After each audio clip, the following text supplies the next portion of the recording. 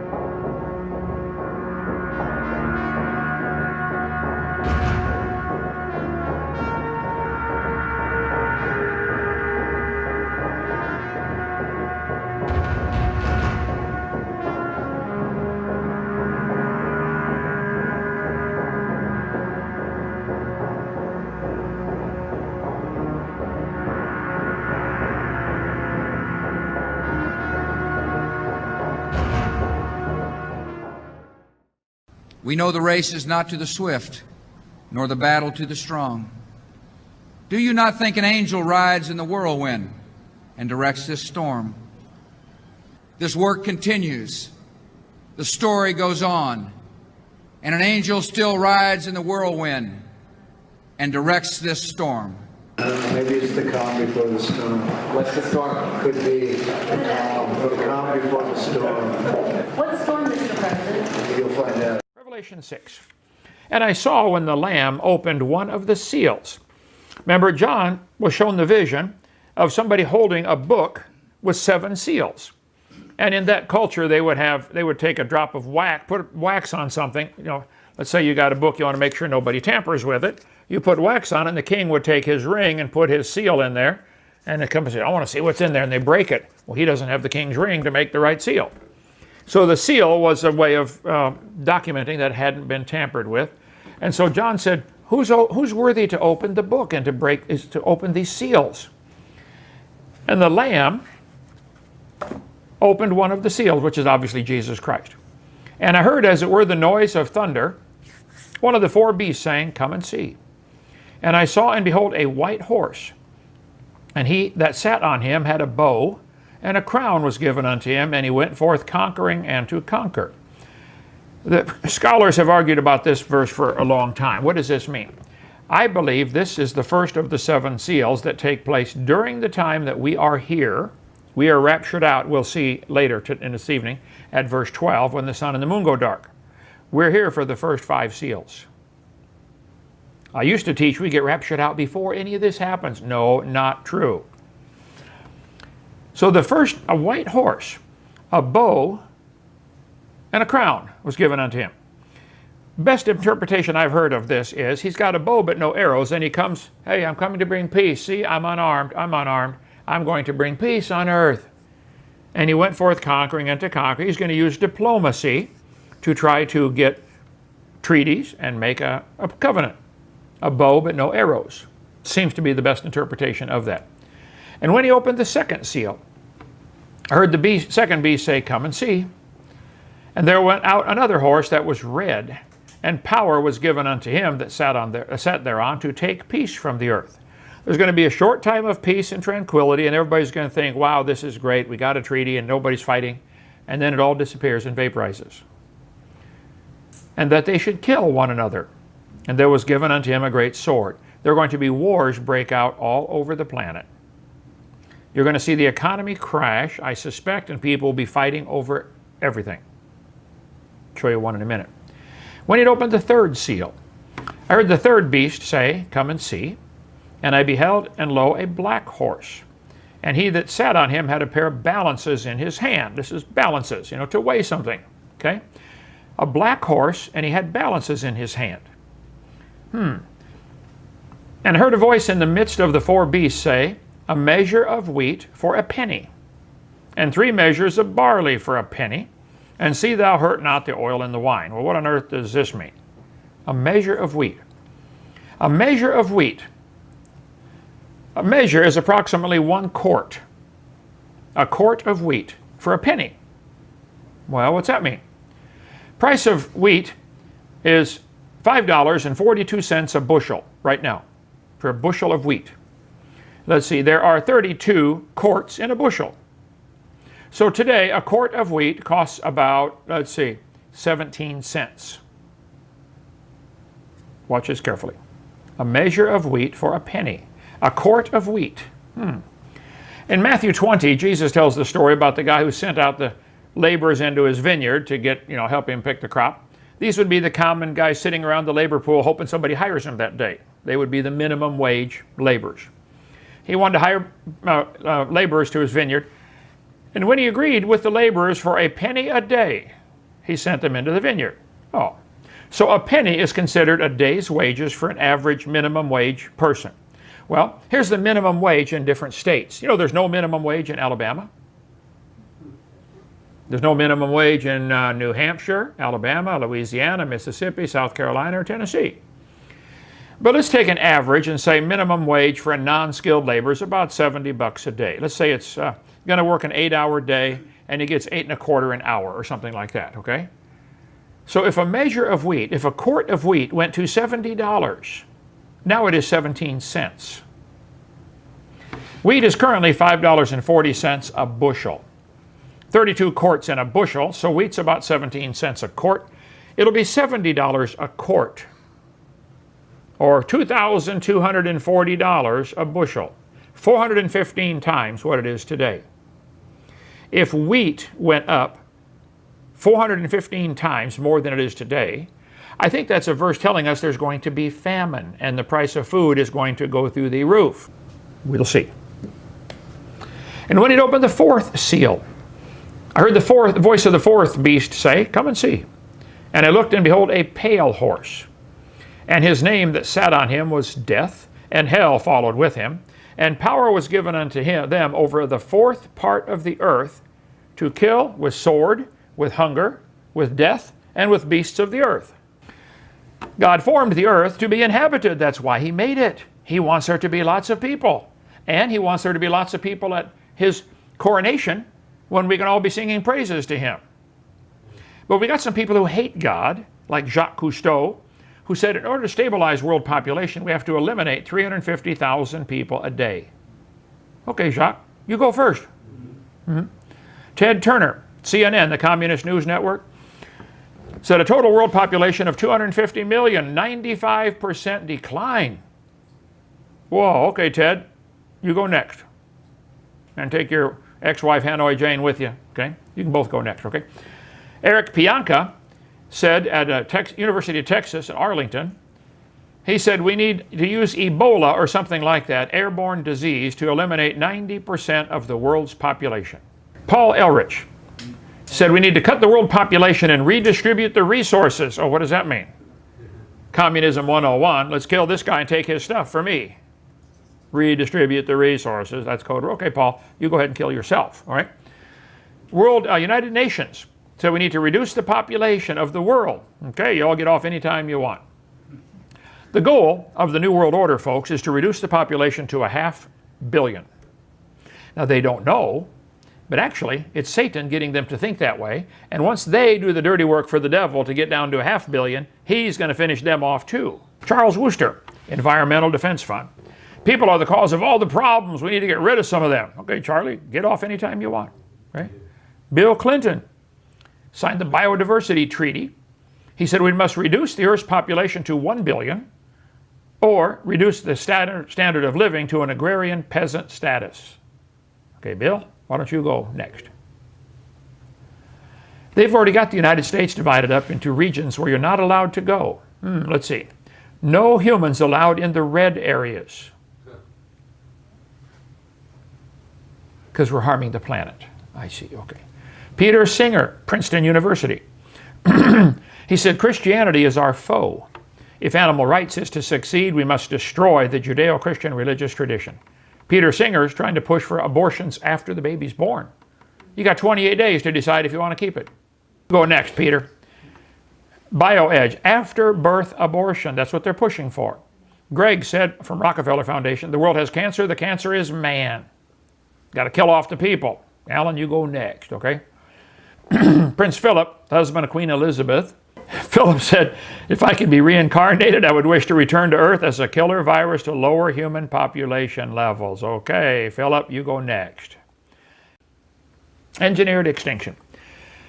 Catherine Bertino said, food is power. We use it to control behavior. Yeah, they're going to get the price of food up so high that they can control your behavior. Oh, you don't want to take a chip? I'm sorry, you can't buy or sell. Yeah, but we're going to starve. Yeah, I know. Go ahead and take the chip. When he opened the fifth seal, I saw under the altar the souls of them that were slain for the word of God and for the testimony which they held. And they cried with a loud voice, saying, how long, O Lord, holy and true, dost thou not judge and avenge our blood on them that dwell on the earth? So many Christians are going to be killed. They're all going to be up in heaven saying, Lord, would you please stop this? Go avenge our blood. And God's going to say, you guys wait over here. I'm going to give you white robes. It's not over yet. I'm going to wait until everybody else, till this is all. I'm going to let Satan run his course, and then I'm going to handle things. Just relax. I'll take care of it. And when it opened the sixth seal, lo, there was a great earthquake, and the sun became black as sackcloth of hair, and the moon became as blood. Well, now that's an interesting statement. The sun became black, and the moon became like blood. That phrase, or something similar, is found 10 times in the Bible. First one's in the book of Isaiah. This is the last one right here, Revelation 6. If you look at my chart, we cover on that little yellow stripe, greatly expanded here. Right up here on that chart, right there, you can see all 10 verses about where the sun and the moon go dark. Matthew 24, Jesus' disciples came. They're sitting on the Mount of Olives, and they said, Lord, tell us, when shall these things be? And what shall be the sign of thy coming and of the end of the world? Well, that's pretty simple. They're asking him two questions. Lord, when's this going to happen, and what sign should we watch for? Isn't that what they're asking? You got the same story in Mark chapter 13. Tell us, when shall these things be, and what shall be the sign when these things are fulfilled? You got the same thing in Luke 21. While I was in prison, restudying this end times thing and realizing I believe in pre-trib and I'm wrong, I looked at these passages. I said, wait a minute, these are all the same. Luke 21. They said, Master, when shall these things be, and what sign shall there be? So I copied the pages out of my Bible, cut them out, and taped them side by side. Matthew, Mark, Luke. In the red box, they ask him, Lord, when are you coming, and what's the sign? Then, in Matthew, for the next 23 verses, he tells them all about the time of tribulation. In Mark, he does it for 19 verses. In Luke, he does it for 17 verses. You can read it for yourself. All the bad things going to happen. And in the middle of each of these ones is a verse about the abomination of desolation being set up. Well, that takes place in the middle of the 7 years.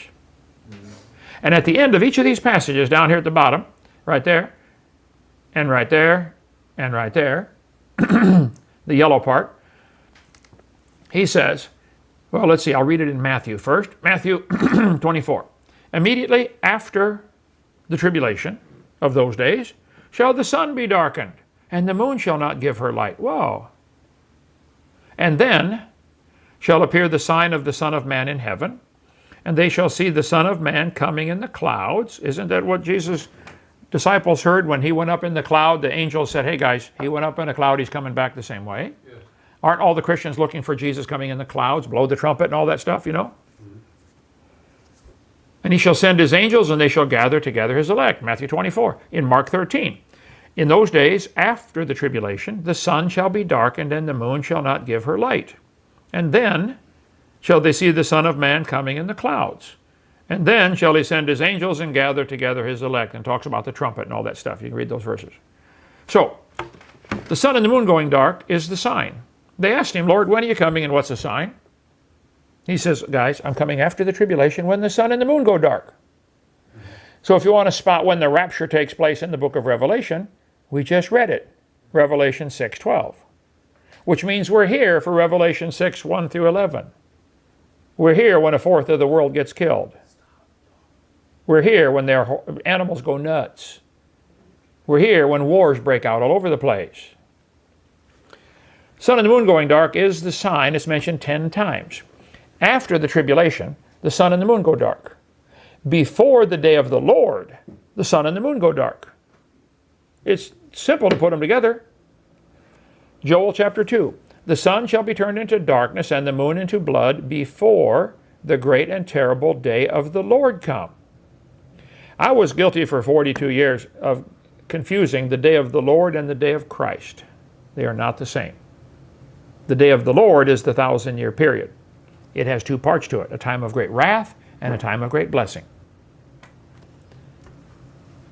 Acts 2, the sun shall be turned into darkness and the moon into blood before the great and notable day of the Lord come. So it's mentioned in Joel, and then in Acts chapter 2, he said, hey guys, this is what they told us would happen. The sun shall be turned into darkness and the moon into blood before the great and notable day of the Lord. Acts chapter 1, verse 9. After he spoken these things, while they beheld, he, that would be Jesus, was taken up, and a cloud received him out of their sight.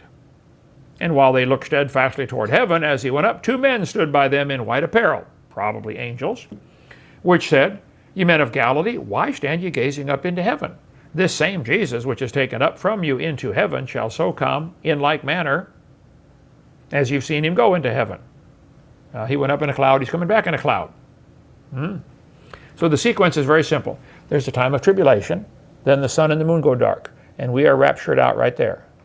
So this little yellow stripe here is the 70th week of Daniel. We got them divided up into A, B, C, D, E in the book and in the video series. Okay, Revelation 6. And the stars of heaven fell unto the earth, even as a fig tree casteth her untimely figs when she is shaken of a mighty wind. And the heaven departed as a scroll when it's rolled together. This is the time when we are caught up out of here. We're gone. And every mountain and island were moved out of their places. And the kings of the earth, and the great men, and the rich men, and the chief captains, and the mighty men, and every bondman, and every freeman, hid themselves in the dens and in the rocks of the mountains, and said to the mountains and rocks, Fall on us, and hide us from the face of him that sitteth on the throne, and from the wrath of the Lamb. For the great day of his wrath is come. First mention of wrath in the book of Revelation, right here, because the wrath comes after we're gone. Secondly, there had to be a Jerusalem, because Jerusalem, when they take it back away from the Jews, which they're going to do, it leads to World War III. It's a sign. Luke 21:24, Jesus said, Jerusalem should be trodden down to the Gentiles until the times of the Gentiles are fulfilled. So the release started in the Six-Day War, June 5th through 10th, 1967, when the Jewish armies took Jerusalem. It's their city. The Lord Jesus isn't going to sit in Lebanon. He's going to sit in Jerusalem. Jerusalem's the city of the great king, Matthew 5:35. Your son shall be great, Mary, and he shall sit upon the throne of his father David in Jerusalem. The word of the Lord shall come out of Jerusalem, Isaiah 2 verse 3. The Redeemer shall come to Jerusalem, Isaiah 59:20. Boy, you can't miss it. Can't miss it.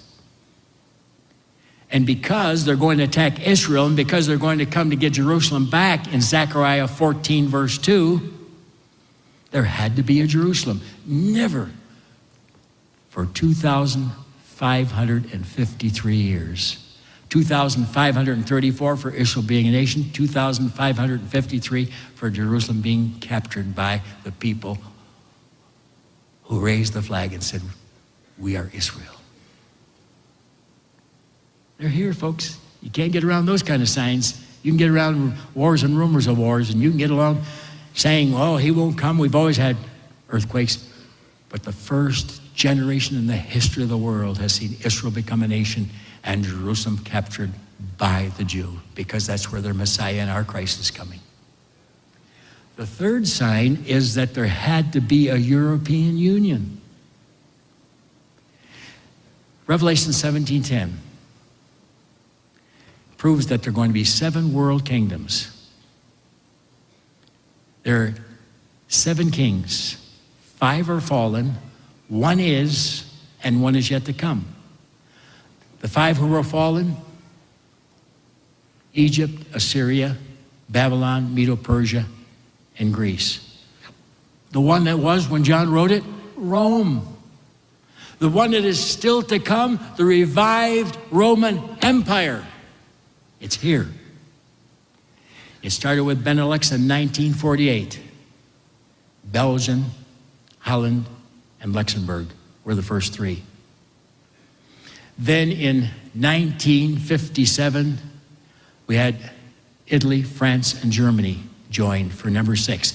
And the Club of Rome said, we call this the revived Roman Empire, and we approve of it.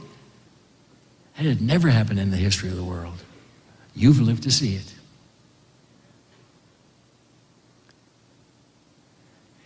In 1973, England, Ireland, and Denmark joined for 9.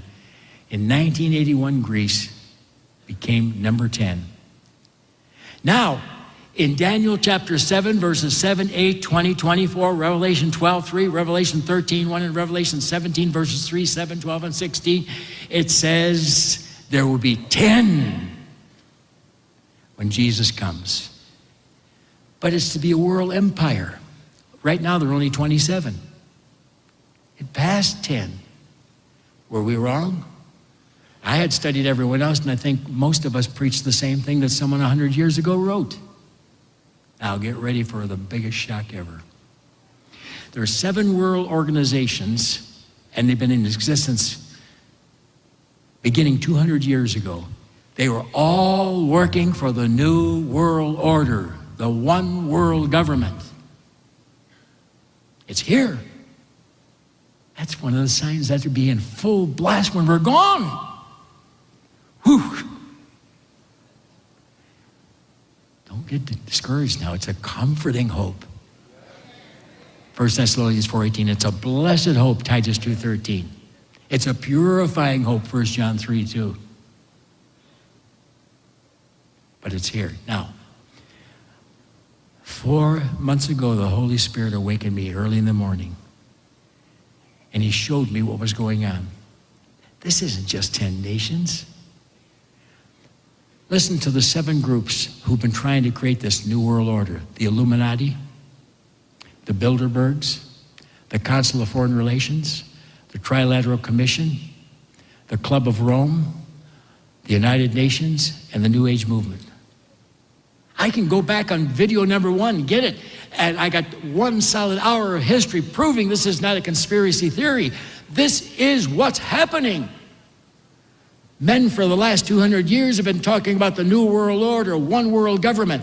The worst one was George Bush Sr., the father. Before us, the opportunity to forge for ourselves and for future generations a new world order, a world where the rule of law, not the law of the jungle, governs the conduct of nations. When we are successful, and we will be, we have a real chance at this new world order, an order in which a credible United Nations can use its peacekeeping role to fulfill the promise and vision of the UN's founders. And after 1989, President Bush said, and it was a phrase that I often use myself, that we needed a new world order, and instead it looks like we got a lot of disorder. And we still, and after 9/11, we've been more sensitive. We know the race is not to the swift, nor the battle to the strong. Do you not think an angel rides in the whirlwind and directs this storm? This work continues. The story goes on. And an angel still rides in the whirlwind and directs this storm. Maybe it's the calm before the storm. What's the storm? Could be the calm before the storm. What storm, Mr. President? You'll find out. Yes, we can. It was the night of the speech when he giving it to the Union of America. He said, "We are about to begin the new world order. Get ready for a bigger shock."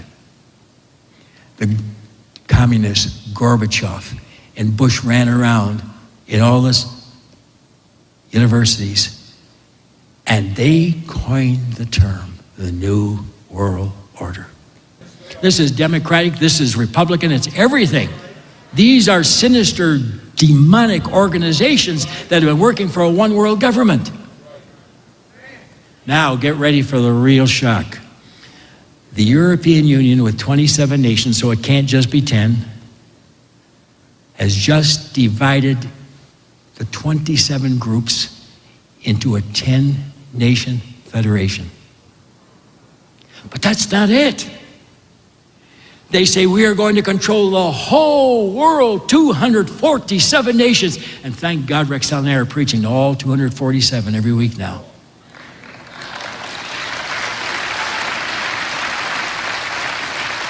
I just pray the Lord lets me keep all of this straight in my head. I prayed the Lord help me to make this simple. The Club of Rome, one of the 7 organizations, is sponsoring regionalism. And they have just divided the entire 247 nations of the world into a 10-division world government. You want to hear who they are? Help me, Lord. Number 1, America, Canada, and Mexico. Number 2, South America. Number 3, Australia and New Zealand. Number 4, Western Europe. Number 5, Eastern Europe. Number 6, Japan. Number 7, South Asia. Number 8, Central Asia. Number 9, North Africa and the Middle East, all the Arab nations. Number 10, the remainder of Africa. The whole world now is being laid out in a 10-division world empire. How many organizations are there who are trying to create the world government? 7. Illuminati, number 2, the Bilderbergs. Henry Kissinger is a member of the Bilderbergs. They're the most secretive organization in the world. Rockefeller says, when the journalists come, we have this thing controlled with police and soldiers. You must promise you will never divulge what goes in these meetings. November 2008, in Chancellorsville, Virginia, they met. Kissinger was there. The word got out. They said, we are going to microchip people in the skin. All the world. That means packaging between 660 million and 1.3 billion doses of a vaccine. Today I want to update you on the next stage of this momentous medical initiative. It's called Operation Warp Speed. That means big and it means fast. A massive scientific, industrial, and logistical endeavor unlike anything our country has seen since the Manhattan Project. You really could say that nobody's seen anything like we're doing, whether it's ventilators or testing. Nobody's seen anything like we're doing now within our country since the Second World War. Incredible. Its objective is to finish developing and then to manufacture and distribute a proven coronavirus vaccine as fast as possible. Again, we'd love to see if we could do it prior to the end of the year. We think we're going to have some very good results coming out very quickly. In addition, it will continue accelerating the development of diagnostics and breakthrough therapies. The great national project will bring together the best of American industry and innovation, the full resources of the United States government, and the excellence and precision of the United States military. We have the military totally involved. We're also working very strongly with other countries who are also have some great scientists, doctors, and we're all working very closely together, and they're viewing us as the leader, and we are the relationship with other countries on solving this problem has been incredible. To date, Operation Warp Speed has brought together all of the experts across the federal government from places like the NIH, CDC, FDA, and many other agencies. This historic partnership will now bring together the full resources of the Department of Health and Human Services with the Department of Defense, and we know what that means. That means the full power and strength of the military, and that really talking about the logistics. If we get it, when we get it, that means the logistics, getting it out so that everybody can take it. For the world at large, normalcy only returns when we've largely vaccinated the entire global population. But you don't have a choice. People act like you have a choice. To get back to normalcy. Yeah, I think we're going to have a vaccine by the end of the year. We're doing very well with the vaccine. And I will tell you something, I just literally left a meeting. We're mobilizing our military and other forces, but we're mobilizing our military on the basis that we do have a vaccine. You know, it's a massive job to give this vaccine. Our military is now being mobilized. So at the end of the year, we're going to be able to give it to a lot of people very, very rapidly. I really believe that. There's something very good going to happen. We have to get back. So think of it, in this horrible period, this horrible, dark period where this monster came and worked its horrible, horrible spell.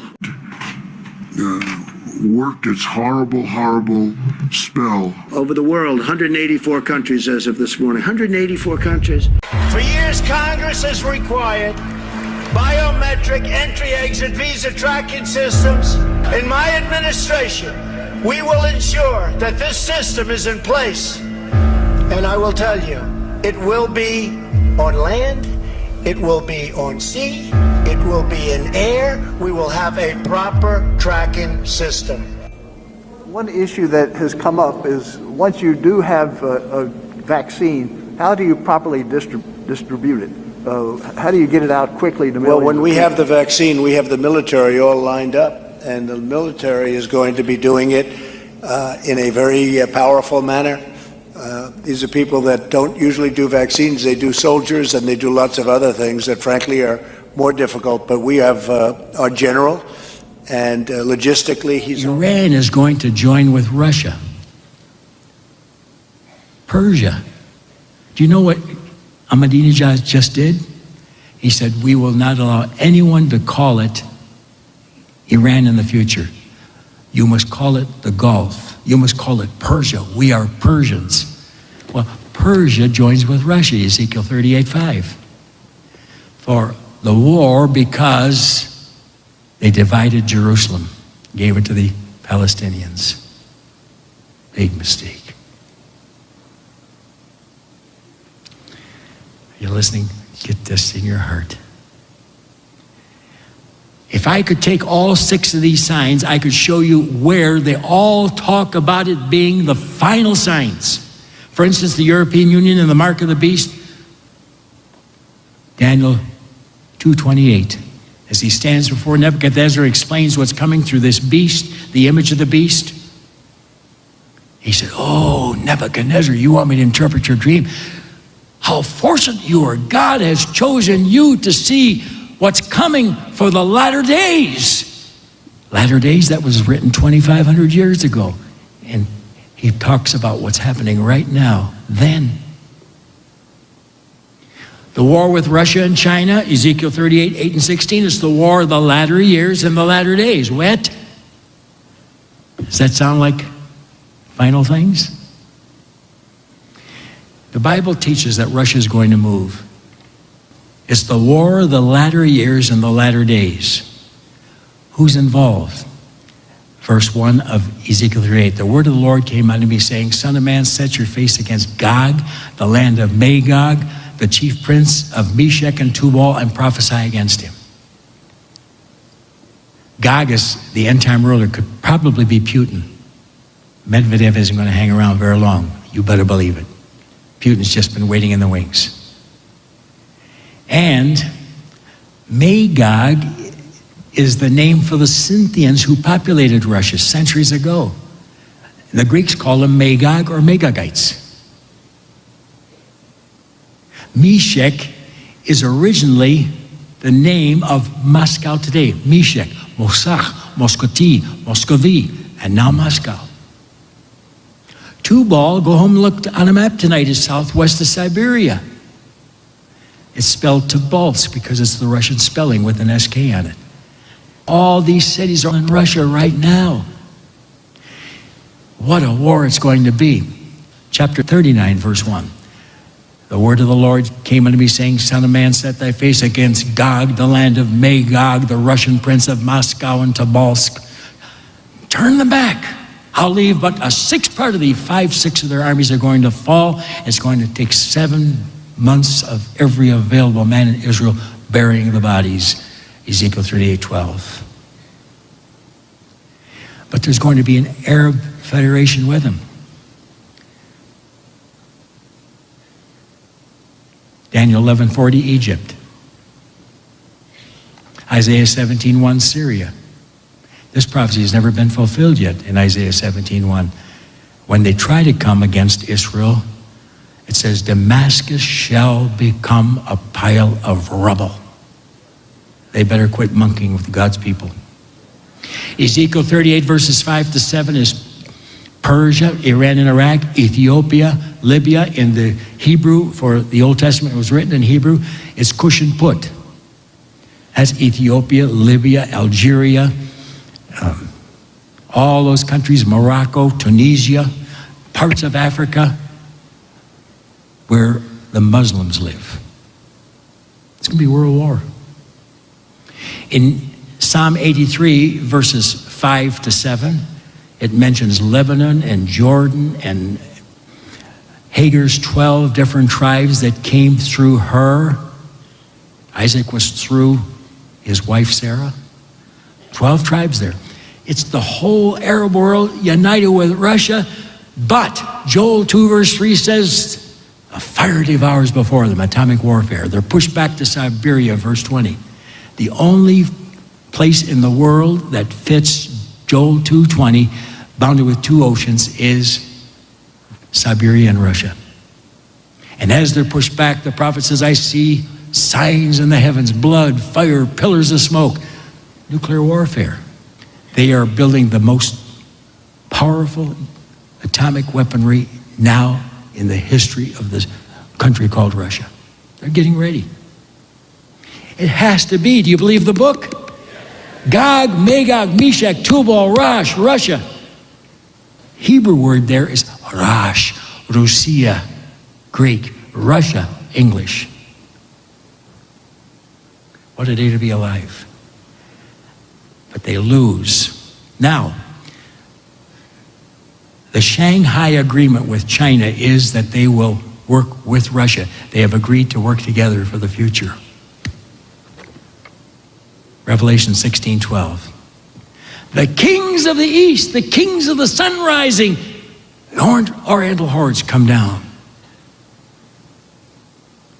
It's the bloodiest battle in the world, not the one with Russia. That was mild compared to Revelation 9:14-18. Now watch this. Boy, God's meticulous.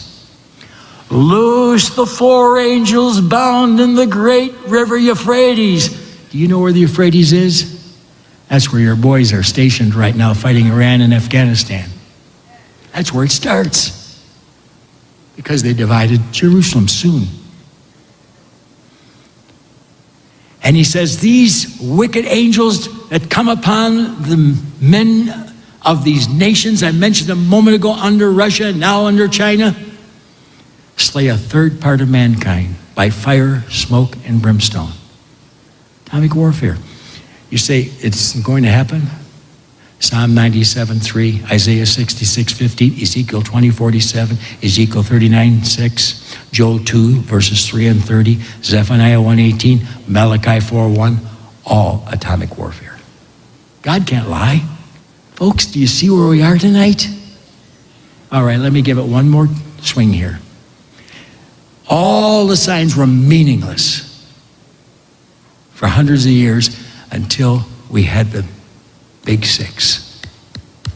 Israel becoming a nation, the Jews capturing Jerusalem, the European Union coming into power and dividing the world into a 10-division world empire, the microchipping of the people, which the Bilderbergs plan to do every human being.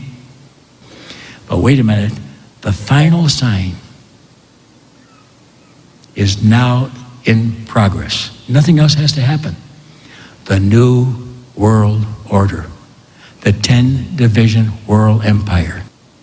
You know how I know that it's closing time? Because when Jesus returns with you and me, he destroys the new world order and its leaders. 2 Thessalonians 2:8.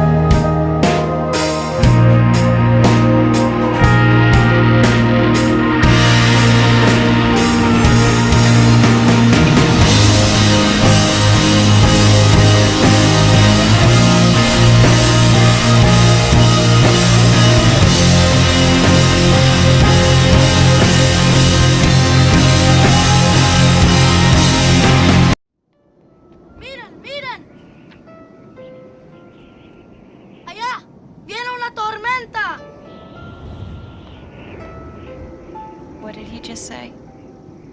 He said there's a storm coming in. I know.